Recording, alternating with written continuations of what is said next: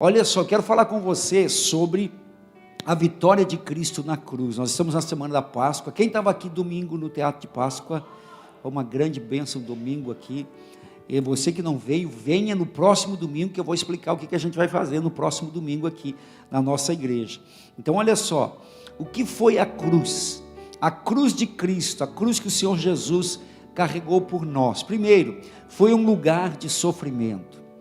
Isaías 53, aí Sofia, coloca para mim por favor, versículo 4 e 5, olha o que Isaías falou 750 anos antes de acontecer. Isaías escreveu assim: verdadeiramente ele tomou sobre si as nossas enfermidades e carregou as nossas dores, e nós o considerávamos como aflito, ferido de Deus e oprimido, mas ele foi ferido por causa das nossas transgressões e esmagado por causa das nossas iniquidades. O castigo que nos traz a paz estava sobre ele, e pelas suas chagas, pelas suas feridas, pelas suas pisaduras, nós fomos sarados. Meus irmãos, o Senhor Jesus, aqui Isaías estava falando sobre ele. Você imagina como Deus é perfeito, como Ele é maravilhoso. 750 anos antes de acontecer, Isaías já estava profetizando as dores, o sofrimento que o Senhor Jesus iria enfrentar na cruz do Calvário. E muitas pessoas, quando pensam em Jesus na cruz, pensam naquela imagem bonita, né, que foi pintado por tantos aí, aquelas esculturas que foram feitas, mas Isaías 52, versículo 14, diz assim, Isaías 52, 14, como pasmaram muitos à vista dele, quer dizer, como houve muitos que ficaram pasmados diante dele, pois a sua aparência estava tão desfigurada, mais do que qualquer outro filho do homem, ou seja, ele se tornou irreconhecível como ser humano. Você imagina o flagelo que houve, o sofrimento que houve, o sofrimento que Jesus enfrentou. Eu comparo, irmãos, por exemplo, quando você bate a cabeça, por exemplo, se você bater a cabeça na parede, faz um galo, não faz? Imagina furar a sua cabeça com uma coroa de espinhos, a cabeça dele aumentou. Imagina 39 chicotadas nas costas. Imagina o sofrimento que Jesus enfrentou. Então a cruz foi um lugar de sofrimento para Jesus, sofrimento físico, açoites, coroa de espinhos, a crucificação, pregos furados nas suas mãos, furando as suas mãos, seus pés, lança aqui no seu lado, mas foi também um sofrimento emocional, pela discriminação, pela rejeição, pelas ofensas, pelo abandono, sofrimento espiritual, de estar separado de Deus naquele momento, e de carregar o peso dos nossos pecados. Então essa foi a cruz para o Senhor Jesus, mas através da cruz é que nós fomos alcançados. Diz a palavra de Deus, João 3, 14 e 15, como Jesus falando, como Moisés levantou uma serpente no deserto, assim importa que o Filho do Homem seja levantado, para que todo aquele que nele crê tenha a vida eterna. Também João 12, 27, Jesus, ele se preparando para a cruz, ele dizia, agora minha alma está perturbada, e que direi eu, Pai, salva-me desta hora? Mas para isso eu vim, para esta hora. Então Jesus, ele veio para isso, para pagar o preço pelos nossos pecados. Ele sabia o que ia acontecer. Lucas 18, 31 a 33, Lucas 18, 31 a 33, tomando Jesus consigo os 12, disse-lhes, eis que subimos a Jerusalém, e se cumprirá no Filho do Homem tudo o que foi dito pelos profetas, pois será entregue aos gentios, escarnecido, injuriado, cuspido, e depois de o açoitarem, o matarão, mas ao terceiro dia ressurgirá. Então você imagina tudo isso. Olha, ele veio nesse propósito de ser pendurado no madeiro. Agora olha a postura, a firmeza emocional que Jesus tinha. Ele iria ser crucificado na cruz, no madeiro. E qual foi a profissão que ele exerceu? E o carpinteiro mexe com o quê? Você imagina? Quando ele estava mexendo na madeira, preparando, ele sabia que um dia ele seria pendurado no madeiro.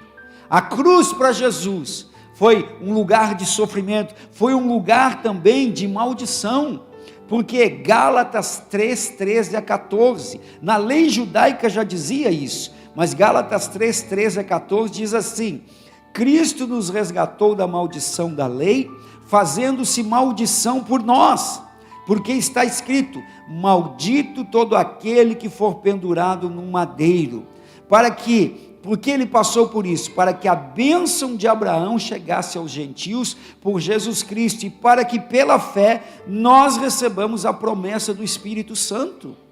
Então ele se fez maldição por nós, ele se fez maldito por nós, ele lá na cruz do Calvário, ele estava carregando o preço dos nossos pecados.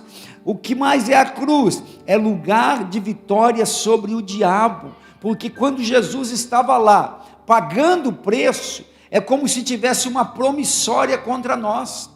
A Bíblia diz que o salário do pecado a lei dizia: toda alma que pecar, esta morrerá. Então, o nosso salário, o peso da nossa transgressão era a morte. Então ele estava lá pagando o preço. E olha o que diz a palavra de Deus em Colossenses 2, 14 e 15. Havendo o Senhor Jesus, Colossenses 2, 14 e 15, havendo riscado a cédula que era contra nós nas suas ordenanças, a qual de alguma maneira nos era contrária, e a tirou do meio de nós, cravando-a na cruz, e tendo despojado poderes e autoridades, fez deles um espetáculo público, triunfando sobre eles na cruz. Então havia uma sentença de morte para você e para mim. Aí você diz: pastor, mas como se deu isso? Desde que Adão pecou, toda a nossa tendência é para o mal. Se a gente for dar vazão aos nossos instintos primitivos, sabe, a nossa tendência é maligna.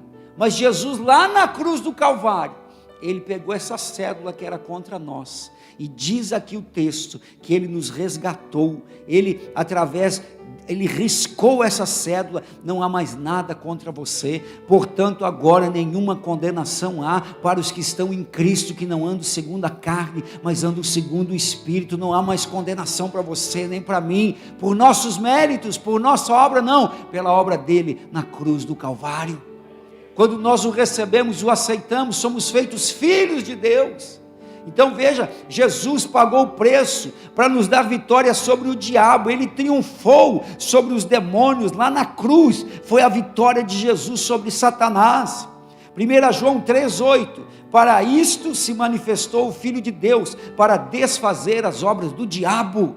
Por isso ele, ressurreto, ele então vence a morte, vence o inferno, e se cumpre esta palavra. O Senhor Jesus diz: é-me dado todo o poder nos céus e na terra.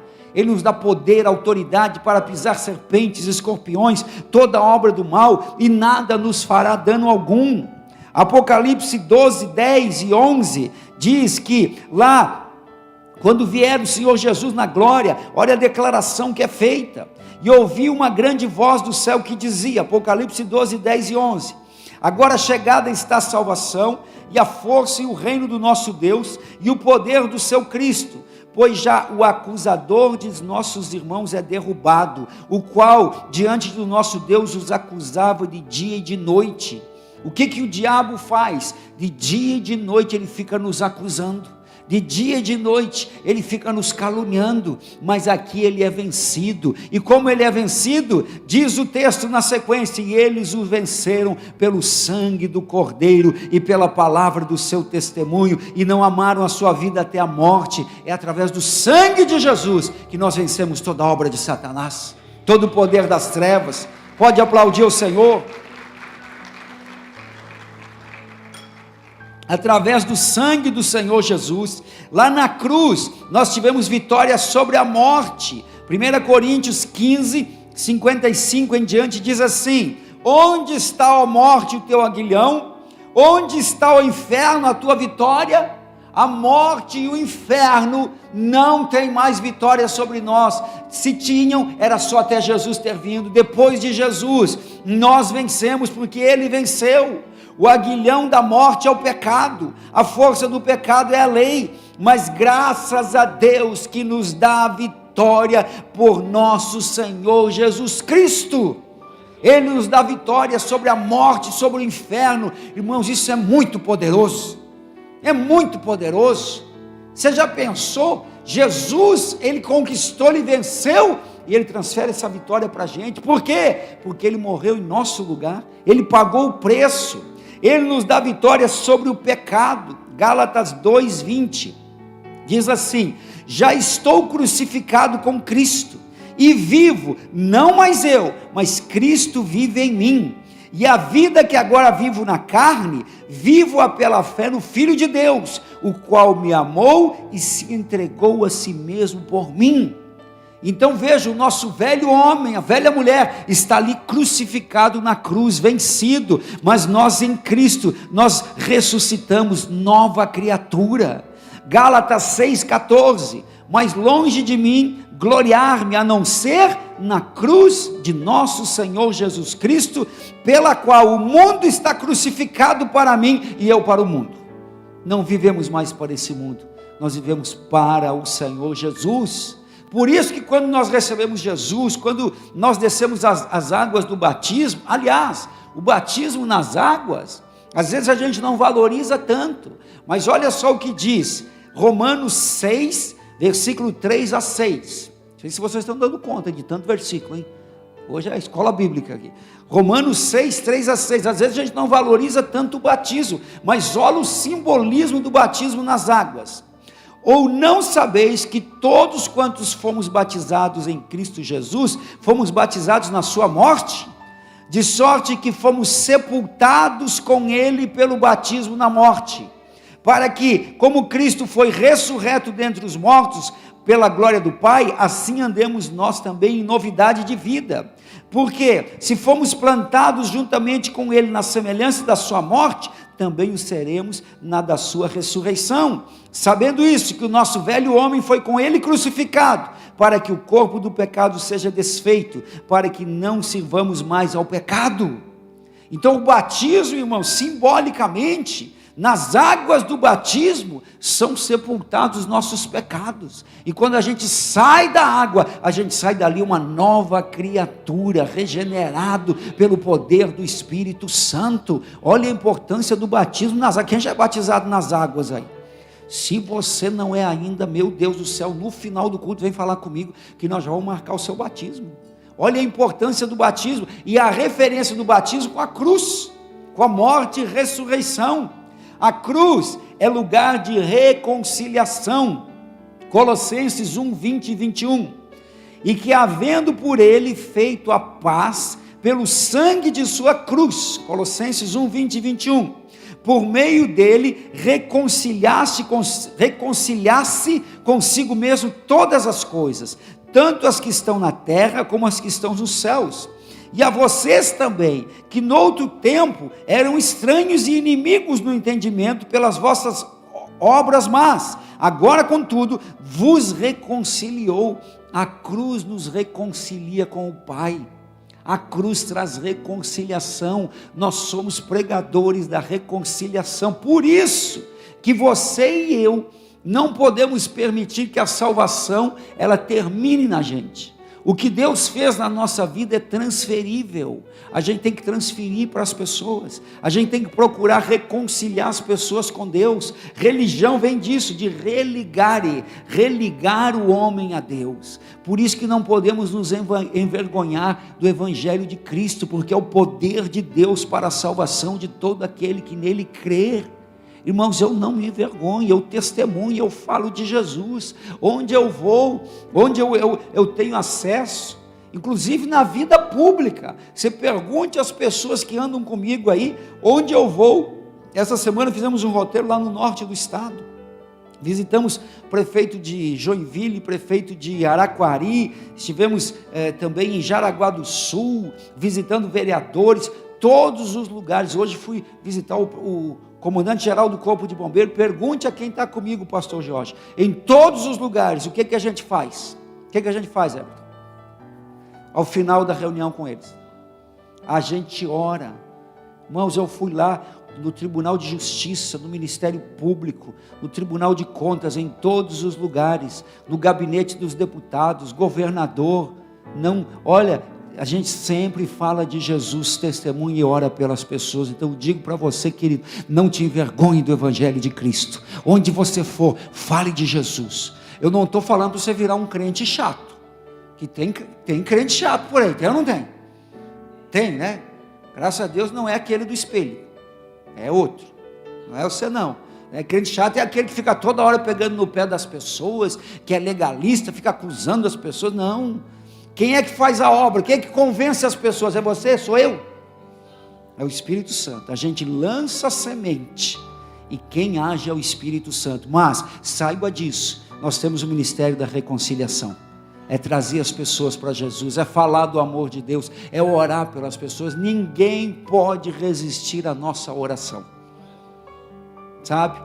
O direito de orar pelas pessoas, de abençoar as pessoas. Então, queridos, esse ministério da reconciliação, Jesus trouxe, Ele nos reconciliou, e nós devemos reproduzir isso na vida das pessoas. A cruz é lugar de encontro com Deus, é o caminho, o acesso que foi aberto, o preço pago pela humanidade. João 3,16, Deus amou o mundo de tal maneira.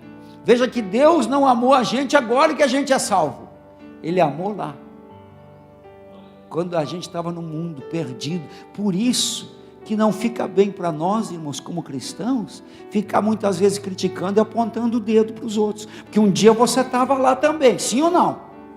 Um dia a gente estava lá também, né? Genericamente, né? Um dia você estava lá na droga, no vício, no pecado, no adultério, sabe? Então a gente tem que orar pelas pessoas, para que Deus venha fazer a obra, e elas venham se reconciliar com Deus, elas venham para Jesus. Um dia nós estávamos no erro, no engano, então nós temos que olhar para as pessoas com misericórdia, e orar por elas, para que elas venham a Cristo. Na cruz começa uma nova caminhada. 1 Coríntios 5,17, nós passamos a ser nova criatura. E a cruz, a obra não se completou somente ali na cruz, mas ela se completou na ressurreição. E na ressurreição, veja como Jesus, ele aparece depois de ressurreto. Ele ficou 40 dias aqui, orientando os seus discípulos, apareceu a muitas pessoas, mas como ele aparece depois da ressurreição? Por isso que nas nossas igrejas você não vai ver o Cristo pendurado na cruz. A gente respeita quem faz isso, mas por que nós não colocamos, o símbolo da nossa igreja é a cruz vazia? Por quê? Porque ele não está lá, a morte não pôde detê-lo, ele venceu a morte, a cruz está vazia, porque ele ressuscitou. Se nós, queridos, crêssemos no Jesus, que morreu na cruz e se acabou, seria vã a nossa esperança, mas não se acabou não. A partir de Jesus, todos nós vamos ressuscitar um dia para estar com Ele na glória. Quando Jesus voltar, diz a palavra em Tessalonicenses, que quando o som da trombeta tocar, com alarido, voz de arcanjo, Jesus virá nas nuvens. Então aqueles que morreram em Cristo ressuscitarão primeiro, depois nós seremos arrebatados e vamos encontrar com o Senhor nos ares. Oh, que glória, irmãos! Meu Deus! Você já pensou, se for na nossa geração, e a gente não provar a morte, e a gente ser arrebatado com o Senhor Jesus? Mas aqueles que morreram em Cristo vão ressuscitar primeiro. Você já pensou que maravilha, irmãos? A morte não é o fim. Isso ajuda a gente a entender tantas coisas que acontecem por aí. Porque quando a gente pensa que a morte é o fim, a gente tem uma visão limitada. Por isso Paulo disse: se nós esperássemos em Cristo só nesta vida, seríamos os mais miseráveis dos homens. Deus tem sim vida abundante para você aqui, com luta, com batalha, com aflição, com dificuldade, mas vida abundante. Mas muito mais do que isso, Ele tem a vida eterna na glória. Tem vida. A morte não é o fim, querido. A morte é quando nós vamos estar com o Senhor. Então veja, por isso que nós não temos o Cristo pendurado na cruz. A cruz está vazia. E como é Jesus hoje? Olha só, Apocalipse 1, 5-8. Olha o que fala da parte de Jesus Cristo, que é a fiel testemunha, o primogênito, primeiro dentre os mortos, príncipe dos reis da terra, aquele que nos amou e em seu sangue nos lavou de nossos pecados e nos constituiu reis e sacerdotes para Deus e seu Pai. Você sabia que Deus nos constituiu reis e sacerdotes? Olha o tamanho, a grandeza do que Deus tem para o ser humano. Tem lutas, tem batalhas, mas Ele te constitui como autoridade nesta terra. Nós somos embaixadores de Cristo. E mais, a Ele glória e poder para todo sempre. E eis que vem com as nuvens. Ele vai voltar e todo olho o verá. Até mesmo os que os transpassaram, os romanos, os judeus, e todas as tribos da terra se lamentarão sobre eles. Sim, amém. E ele diz: eu sou o alfa e o ômega, o princípio e o fim, diz o Senhor, que é e que era e que há de vir, o Todo-Poderoso. Esse é o nosso Senhor Jesus. Esse é o Jesus que nós pregamos. Esse é o Jesus Todo-Poderoso. Ele venceu Satanás, Ele venceu a morte, Ele venceu, querido, Ele venceu o inferno, para nos dar vitória, para nos trazer salvação, livramento. E mais, olha o versículo 12 em diante. Pastor, então, o Jesus não é aquele que está lá na cruz. Aquilo foi um momento, sim, Ele foi, mas como Ele é hoje?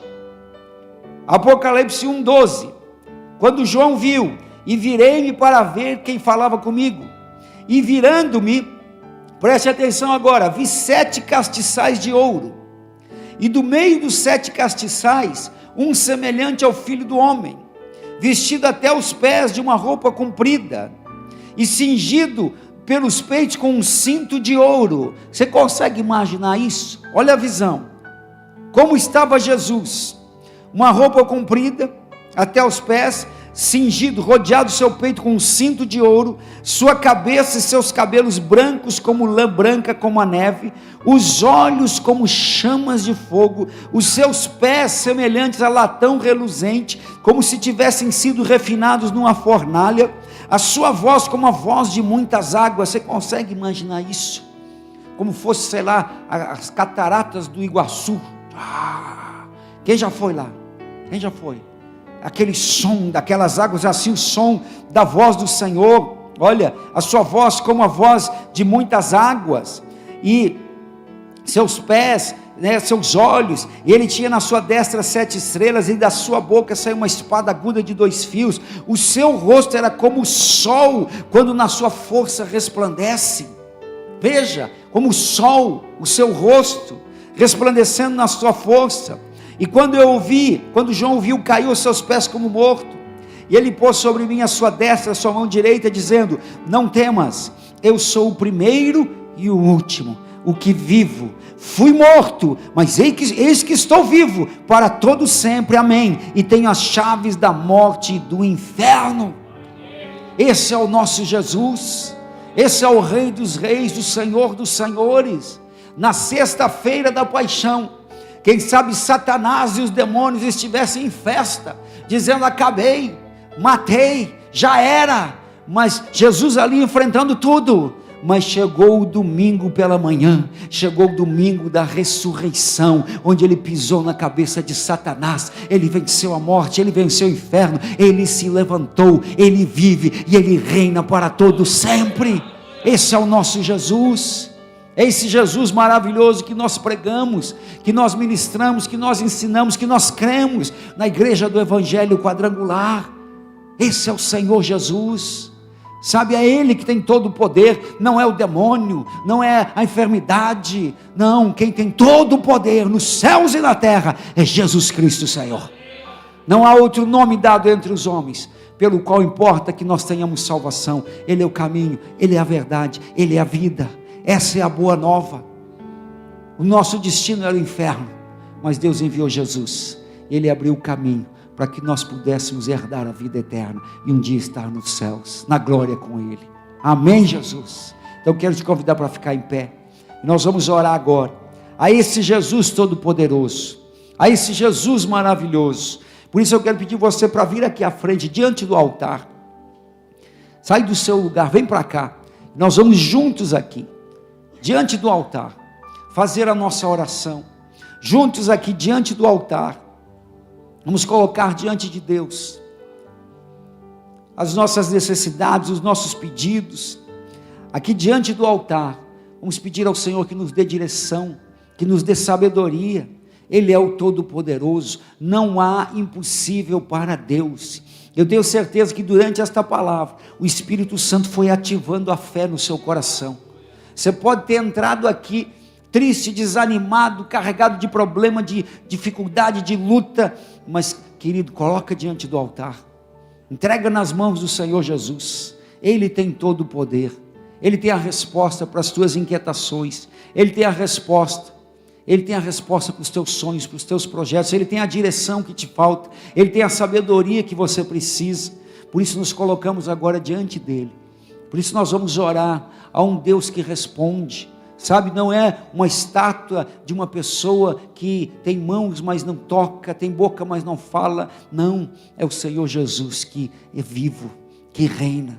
Então quero te convidar para fechar os seus olhos agora, e nós vamos nos apresentar a Deus agora em oração, aquilo que você veio buscar nessa noite, aquilo que você precisa de Deus, aquilo que é algo que só o sobrenatural de Deus pode fazer na tua vida, você pode apresentar agora ao Senhor.